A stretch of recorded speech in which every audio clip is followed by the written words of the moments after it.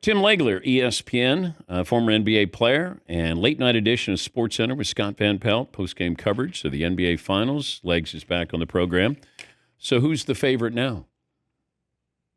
I'm not switching from OKC being the favorite. I understand, some people are starting to waver on that a little bit. And, we're caught up in this culture, Dan, in sports. I'm sure you see it all the time. Like when you try to talk positively about one team, people on the other side automatically think somehow you're slamming their team. By me saying I still think Oklahoma City's going to win the series, take a shot at Indiana. I thought it would be a 7-game series from the beginning because I had so much respect for Indiana's offense. They definitely got loose the other night. It's the first time in the series they really actually look like themselves offensively. And I think a lot of people think, okay, problem solved. Indiana's figured this out. They've cracked the code, and they're good to go now. I don't necessarily agree. I know what that Oklahoma City defense is that I watched all year. They're going to have a hell of a response tonight. And then I think they've got to make some adjustments. I think Mark Daigneault, there's some things he's done so far that I haven't agreed with in this series, and I think he's going to have to make some adjustments or they could be in trouble. So I think that you're going to see something different from them offensively, and certainly the defensive pressure that we've watched that team put on people all year. I think that's got to be on full display tonight. They understand falling down 3-1 could lead to a dire situation for them. But can you get to this point in the season with the NBA Finals at stake and outcoach the other coach? Can you outcoach them? Yeah, I do think that there's, you're not talking about anything where it's like so obvious, but there are going to be decisions made on lineups, on substitution patterns, on what you run at certain times, adjustments to coverages. All right, those are the kind of things that I'm looking at. And I think for Daigneault, who I think's, one of the brightest guys I think I've ever talked to in this league, I didn't agree with the decision right off the bat to go with a smaller lineup and get away from what you differentiated yourself with against most of these teams. The reason you got Hartenstein in the offseason was so that you could play the two big lineup with both guys being very versatile defensively and give teams a different look because you got thrown around in the postseason a year ago. That's the whole reason you got him. And now you gave Denver all kinds of problems with that lineup, those two guys together. And now you get to this series and you get the Indiana Pacers and you took a look at them on film and you go, you know what? I'm kind of worried about them. I'm worried about our ability to get back. I'm worried about our ability to cover them all over the floor, the way they spread you out and shoot the ball. So we're going to adjust. Before the series has started, we're making the first adjustment. It's a 68-win team. I disagreed with it. And he really hasn't gone back to it. They've only played 10 minutes together the entire series. And they were +7 when they play. Now, it's a very small sample size, but it's a good sample size. And I think Indiana's shooting something like 28% from the field when those two guys are on the floor together. So will it be more tonight? I think there's a good chance. Will he start him again? I don't know. Maybe he's not going to give in on that. Okay, no, I think we're better off the smaller lineup. I think that was a mistake going in. I also think it was a mistake last game playing Cason Wallace as much as you've been playing him. That's 80 minutes in 3 games. He's got 17 total points. I know he's a good on-ball defender. Aaron Wiggins just had 18 points in game 2. Comes back game 3, disappears. Barely play him. 10 minutes, gets 2 shots, non-factor. And they're trapping Shea all over the floor, Dan. I think that there's shots to be had out of those traps. A higher-level offensive player maybe makes Indiana pay for some of that blitzing on Shea. Instead, they had Cason Wallace, who is a far inferior offensive player. And so they only took 22 threes in the game. They get shut down offensively. Is that another adjustment he makes? Maybe Wiggins gets more time again after that great game he had in game 2, and you barely saw him the other night. Yeah, just trying to figure out also, Richard Jefferson brought this up. It was like 8:30 to go in the fourth quarter of the last game. And he said, look at the body language of Indiana. They were upright at the free throw line. OKC was holding their shorts there. That's not typical in the NBA Finals where some team looks gassed. And maybe that's Indiana's pace that can, kind of wear you down. Well, there's no question. He's right. They were gassed. I've never seen Shai Gilgeous-Alexander look that fatigued. I mean, every whistle, every stoppage in play in the fourth quarter, he bent over and grabbed his shorts and was taking deep breaths, trying to just compose himself. He had a play where he missed a shot and then ran back with Siakam, and they threw it ahead to Siakam, and he literally, Shai didn't have the energy to even compete with him. He just got out of the way.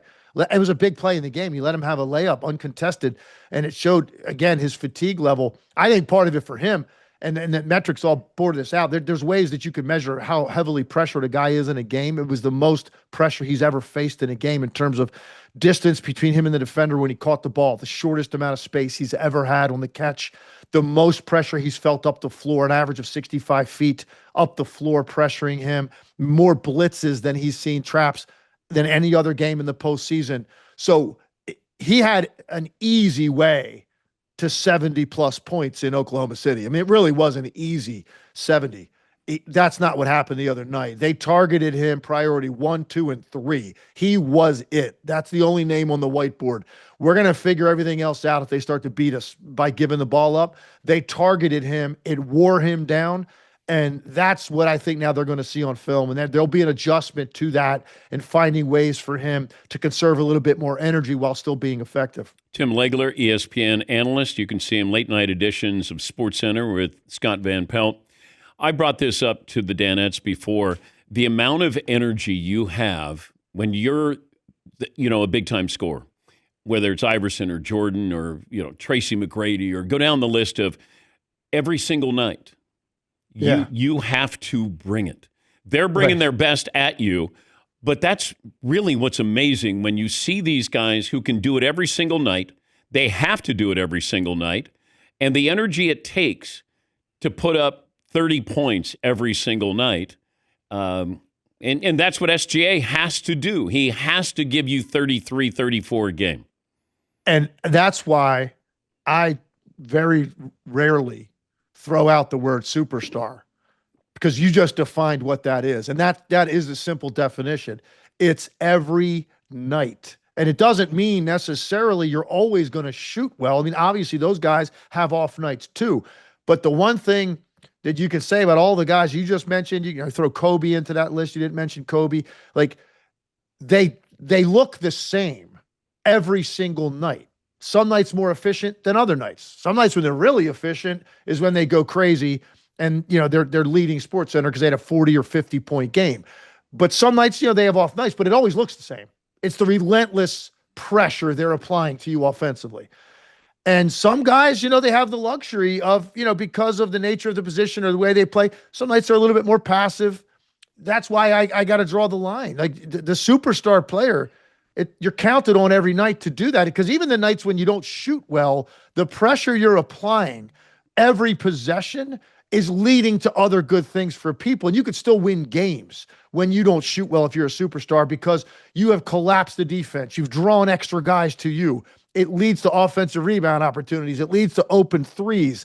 It leads to stuff for your teammates because of the relentlessness with which you play. Very difficult to get onto that list because very few guys have the stamina, the skill, or the competitive will to do it every single night. Switch topics here with the Knicks. When they fired Thibodeau, I thought, okay, you fire him, then you must know who you're hiring. Yeah. I got the feeling that they were going to fire him no matter what happened in the postseason. They didn't expect to get to the Eastern Conference Finals. Therefore, it looks worse. The optics are bad. But then it's so public of they're asking for permission to talk to all these coaches. Do they know who they really want here? I mean, who knows? Maybe they really wanted Jason Kidd. I don't know if that seemed to be the most smoke there around that one. But if you're Jason Kidd, why would you consider that? I wouldn't. I mean, I don't know. I'd have a hard time making the argument of why you would. Honestly, other than, I guess the biggest one would be, man, can you imagine being the guy that coaches the team in that city that finally gets it done for the first time in 50 plus years in that market with a fan base like that, city that loves basketball? You're finally the guy. It's just like Jalen Brunson. If he's on that team and they're able to do it, what that's going to feel like for Jalen Brunson, where he ascends to, like in terms of how he's viewed in all-time New York athletes. Like, I guess that challenge, Dallas wasn't that long ago that they won it, but I'm with you. I mean, look, I don't know when Kyrie's coming back. That's a big part of the equation for next season. Assuming he makes it back at some point, maybe it's the following year, Cooper Flagg's second year, still got Anthony Davis, Kyrie recovered at that point, and Cooper Flagg in his second year, who I think is a can't miss star. Give me that situation. I'd rather have that situation than the Knicks. But look, to your point, Dan, you can't, all that stuff getting out and us knowing all of that. So, who knows? You might have called 5 other guests today before me, and you're going to pitch it like I'm the guy you wanted all along. Like, Todd, I don't really, Todd, I'll never know that. How many? I think it was just 3 or 4. Okay. Oh, there you go. Okay.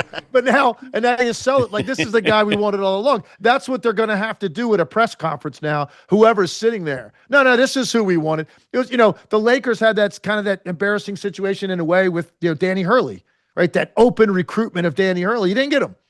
And then you go to J.J. Redick. But see, for J.J. Redick didn't care because he wanted to coach so badly, and it's the Lakers. He wasn't going to care that he wasn't necessarily the first choice. In this situation, now who are you going to get knowing that they pursued, I don't know, a handful of other candidates, and you finally settle on a guy? So it's going to be interesting how it plays out. Yeah. I just don't see Danny Hurley in the NBA, not because he doesn't have the coaching acumen, but just the losses. When you only lose a handful of games in college, and then you can lose a handful of games in a week or 2-week period. Yeah. Well, the other thing is, Dan, he's a hell of a coach. He coaches hard. You can't coach that hard in the NBA. I mean, you just can't coach those guys like that. And now, would he be able to adjust to that? I mean, he'd have to. He'd have to, because it's too long of a season. To kind of have that level of in-your-face intensity every day would be difficult to manage in the NBA. There's no question the guy's a hell of a coach. And look, at times you need to coach guys hard in the NBA. If you don't, I think you're going to get run over as an NBA coach. But there's got to be an adjustment to it, and the volume of it, and how frequently you do that. I think the guy could probably pull it off. I mean, his name, I haven't really heard his name yet associated with this. It seems like if he was going to take one, this would be the one, though, just based on where he's kind of been his whole life in that part of the country. And, being a Jersey kid, it seems like that would make a lot of sense. But I haven't heard his name quite yet pop up. If you could have a rematch of an NBA Finals in history, same players that they run it back, what would you take? Without question, it would be the 84 Celtics-Lakers series. Yeah, that's what I took. There's no question. You're probably for the same reason as me. I mean, Bird is my favorite athlete of all time. I had no geographical connection to the Boston Celtics. I was a Bullets fan as a kid in the DC, Baltimore area. Elvin Hayes was my first favorite player. But when Bird got to the league, at the same time I was going into high school, that's what I wanted to be, an NBA player, because of him, style of play with the Celtics. I loved the Lakers too, oddly enough. Magic was like my second favorite player, as weird as that sounds, because they were rivals. So the reason I picked that one is because the Celtics lost that series in 7. So let's run it back, and maybe Bird can get another title. Weird that you would have Magic as one of your favorite players, since he passed a lot. That's true. But I loved playing with guys that played that way. Okay. That was my best friend, the passing point guard. And by the way, a passing point guard's best friend is a shooter, because I'm not putting it down a whole lot. So you're going to get the assist. There's no gray area with me. It's going up. So you'll get the dime. Okay. Career high assist in a game for Tim Legler. Let's go around the room. Todd, what do you think Legler's career high in assist? I'm going to say 8. I'm not even sure I know. I'm going to say 7 or 8, probably. Okay. Todd? I'm going to go 8. All right. Seton? I'm going to go 7. All right. Marvin? 10. Paula, you have the answer? I do. I'm going to go 9. I don't know. Wizards versus Nets. February 19th, 1996. Dished out 7 assists. Okay. Oh, man. Huge 7. Hey, by the way, that was check. Okay, listen to this. I had no idea that was the case, and certainly didn't know that game. But I do know this. That was my second game back after missing almost a year when I tore 3 ligaments in my knee. I came back All-Star weekend. I got cleared to play. I defended my 3-point. Oh, no, 96. I'm sorry. I thought you said 97. 96. No. That was the midst of my best year in the league. Yes, Yeah. Paul. I had just won the 3-point shootout. Yeah, Tim had like 2 weeks before that. Tim had a triple single that night. 9 points, 3 rebounds, 7 assists. I had a lot of triple singles. Yeah. Where are your trophies for the 3-point shooting contest? It's just in my office. Okay. In my office at home. All right. It has a tiny little defect in the back. No one knows about this till now. A tiny little dent. Ooh. Because when you win it and you get the trophy, and now you got to fly out. I was flying out of San Antonio to meet up with the team on the road. So I'm carrying it on the plane. What else are you going to do with that thing? So I'm literally carrying the trophy. Had to put it on the little conveyor through security. It disappeared for a second. I was kind of worried about it. I was looking in the other end, like waiting for that thing to pop out. And it banged something along the way. And I said, there's a tiny little dent in the back of it. Well, Eddie George, I think, had to put his Heisman through TSA, and they broke a finger. Did they break it? Yeah, they did. Yeah. I always look at it like this. There's a tiny little dent in that. It's perfect because it kind of sums up my career. A little dent in the beginning, but eventually I got there, right? Have fun tonight. Thanks for joining us. Yeah, man. Looking forward to it, Dan. Thanks. Tim Legler, ESPN NBA analyst. He'll be with Scott Van Peasy, post-game coverage NBA Finals.